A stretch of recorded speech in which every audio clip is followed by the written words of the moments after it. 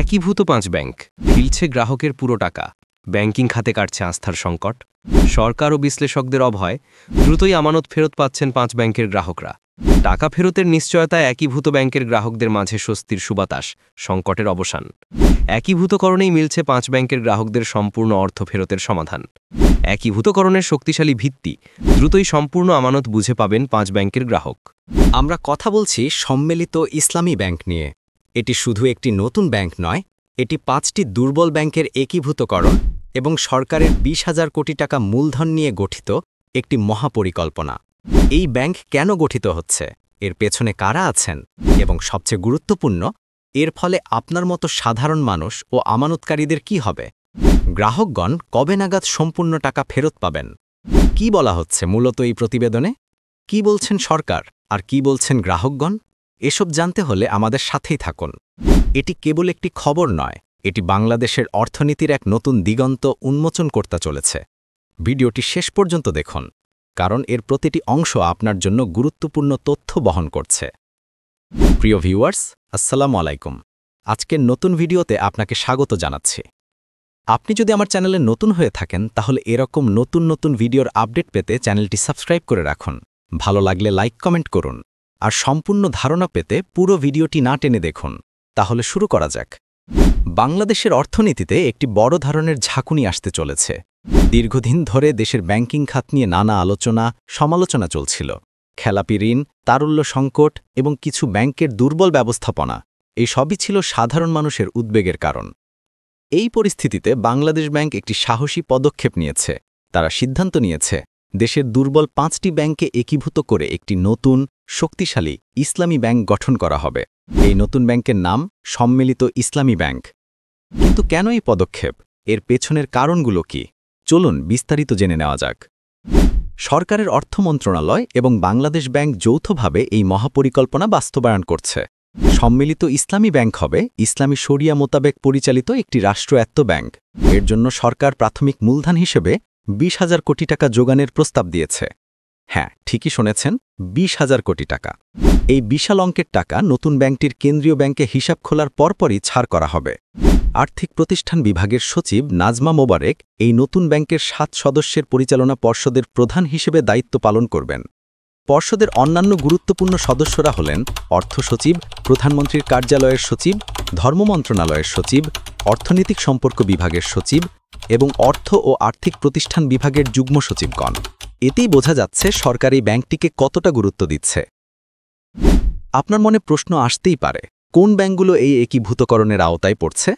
প্রাথমিক সিদ্ধান্ত অনুযায়ী ৫টি দুর্বল ব্যাংককে বেছে নেওয়া হয়েছে: ফার্স্ট সিকিউরিটি ইসলামী ব্যাংক, গ্লোবাল ইসলামী bank, union bank, Exim bank, social ইসলামী ব্যাংক।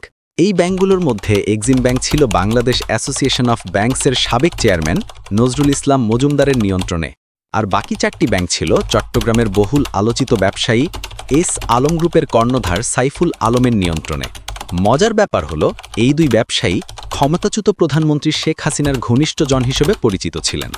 এই একীভূতকরণের মাধ্যমে এই ব্যাংকগুলোর সম্পদ ও দায় নতুন সম্মিলিত ইসলামী ব্যাংক অধিগ্রহণ করবে। এটি সবচেয়ে বড় প্রশ্ন যা আমানতকারীদের মনে ঘুরপাক খাচ্ছে। আমার টাকা কি সুরক্ষিত থাকবে? সরকার এ বিষয়ে স্পষ্ট বার্তা দিয়েছে। ব্যাংকগুলো একীভূত হওয়ার পর আমানতকারীরা সর্বোচ্চ ২ লাখ টাকা পর্যন্ত তাৎক্ষণিকভাবে তুলতে পারবেন। তবে সাধারণ আমানতকারীদের বাকি অর্থ পরিশোধের একটি সুনির্দিষ্ট সময়সূচি খুব দ্রুতই জানানো হবে। সরকার ক্ষুদ্র আমানতকারীদের অর্থ পরিশোধকে সর্বোচ্চ অগ্রাধিকার দিচ্ছে। মনে রাখবেন, যেহেতু এটি একটি রাষ্ট্রায়ত্ত ব্যাংক হচ্ছে এবং সরকার নিজেই ২০,০০০ কোটি টাকা মূলধন দিচ্ছে, তাই আপনার আমানতের সুরক্ষা নিয়ে খুব বেশি চিন্তিত হওয়ার কারণ নেই। এটি বরং দুর্বল ব্যাংকগুলোর আমানতকারীদের জন্য একটি আশার আলো। নতুন সম্মিলিত ইসলামী ব্যাংকের ৭ সদস্যের একটি শক্তিশালী পরিচালনা পর্ষদ গঠন করা হয়েছে, যার নেতৃত্বে রয়েছেন আর্থিক প্রতিষ্ঠান বিভাগের সচিব নাজমা মোবারেক।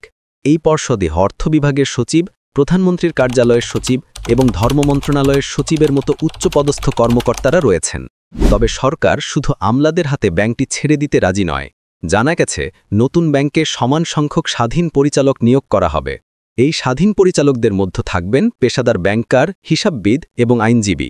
এছাড়া একটি সার্চ কমিটির মাধ্যমে এমডি সহ শীর্ষ পর্যায়ের যোগ্য কর্মকর্তাদের নিয়োগ দেওয়ার পরিকল্পনা রয়েছে। এর উদ্দেশ্য হল ব্যাংকটি যেন কোনো রাজনৈতিক প্রভাবমুক্ত হয়ে পেশাদারিত্বের সাথে পরিচালিত হয় এবং দেশের ব্যাংকিং খাতে একটি নতুন দৃষ্টান্ত স্থাপন করতে পারে।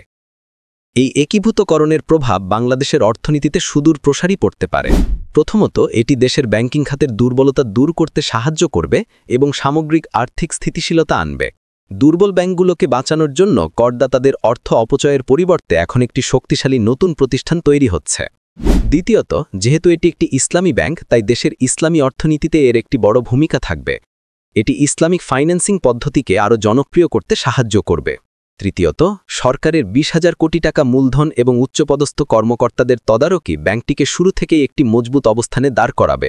এটি আমানতকারীদের আস্থা ফিরিয়ে আনতে সাহায্য করবে এবং ব্যাংকিং খাতের প্রতি মানুষের ইতিবাচক মনোভাব তৈরি করবে। তবে এর সফলতা নির্ভর করবে নতুন পর্ষদ ও ব্যবস্থাপনার দক্ষতা ও স্বচ্ছতার উপর। তবে এই মহাপরিকল্পনার বাস্তবায়নে কিছু চ্যালেঞ্জও রয়েছে। 5টি ভিন্ন সংস্কৃতির ব্যাংকে একীভূত করা এবং তাদের প্রযুক্তিগত ও মানব সম্পদকে এক ছাদের নিচে আনা সহজ কাজ নয়। এছাড়া বিশাল অঙ্কের খেলাপি ঋণ পুনরুদ্ধার করাও একটি বড় চ্যালেঞ্জ হবে। তবে আশার কথা হলো সরকার এই চ্যালেঞ্জগুলো সম্পর্কে অবগত এবং সে অনুযায়ী প্রস্তুতি নিচ্ছে। যদি এই ব্যাংক সফলভাবে পরিচালিত হয়, তাহলে এটি বাংলাদেশের ব্যাংকিং ইতিহাসে একটি নতুন অধ্যায় রচনা করবে এবং দেশের অর্থনীতিকে আরও শক্তিশালী করবে। এই একীভূতকরণের মাধ্যমে বাংলাদেশের ব্যাংকিং খাতে একটি নতুন দিগন্ত উন্মোচিত হতে যাচ্ছে, যা দুর্বল ব্যাংকগুলোর সমস্যা সমাধান করে আর্থিক স্থিতিশীলতা আনবে। সরকারের 20,000 কোটি টাকা মূলধন এবং পেশাদার ব্যবস্থাপনার মাধ্যমে সম্মিলিত ইসলামী ব্যাংক দেশের অর্থনীতিতে ইতিবাচক প্রভাব ফেলবে বলে আশা করা হচ্ছে। এই পরিবর্তনের সফল বাস্তবায়ন দেশের ব্যাংকিং ব্যবস্থার প্রতি আমানতকারীদের আস্থা ফিরিয়ে আনতে সহায়ক হবে। তো বন্ধুরা, সম্মিলিত ইসলামী ব্যাংক নিয়ে আমাদের আজকের আলোচনা এই পর্যন্তই। এই যুগান্তকারী পরিবর্তন সম্পর্কে আপনার কি মতামত? আপনি কি মনে করেন এটি বাংলাদেশের ব্যাংকিং খাতের জন্য একটি সঠিক পদক্ষেপ, নাকি আপনার মনে অন্য কোনো প্রশ্ন বা উদ্বেগ আছে? আমাদের কমেন্ট বক্সে আপনার মূল্যবান মতামত জানাতে ভুলবেন না। আপনার প্রতিটি মন্তব্য আমাদের জন্য অত্যন্ত গুরুত্বপূর্ণ। ভিডিওটি ভালো লাগলে লাইক করুন, বন্ধুদের সাথে শেয়ার করুন এবং আমাদের চ্যানেলটি সাবস্ক্রাইব করে পাশে থাকা বেল আইকনটি ক্লিক করুন, যাতে ভবিষ্যতে এমন গুরুত্বপূর্ণ তথ্য আপনার মিস না হয়। দেখা হবে পরবর্তী ভিডিওতে। ভালো থাকুন, সুস্থ থাকুন।